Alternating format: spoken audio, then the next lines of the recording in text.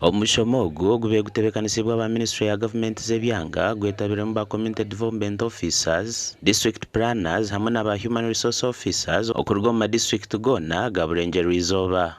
Ben kumumanya umuhandiki mukuru wa Ministry yarawira abakozi aba okurekeraho kwiha abantu ebituga baza kubahereza emirimo. In fact, now that issue of jobs started as jobs in the supermarket. Now the newest word is that the jobs are on the stock market for the highest bidder. But I can assure you, that one I can assure you, the state is coming in.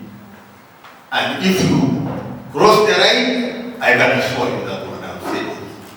Agizire ngunga Ministry bahereze kusharamu ngo Service Commission yaza kuranga emirimo omumpapura z'amahurire bine kucyoreka muranga ngo murimo no gwabusha.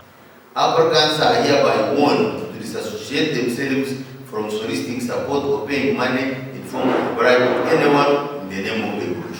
Ashabira abakozi abarukura ngo kubasakora emirimo ya government barekure batahe. You go, yes, the way you have good staff, things are difficult.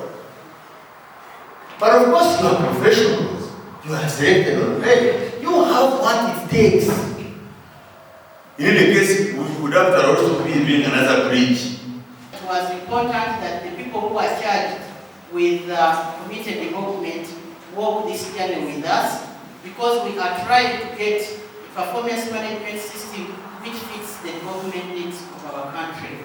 Kumumanya agize ngo government yaine ntekateka yo kureba ngo abarukwebembera za district bakore emirimo yabo kurungi okuhindura entura y'abanya Uganda. Adolphe Ireka, TV West.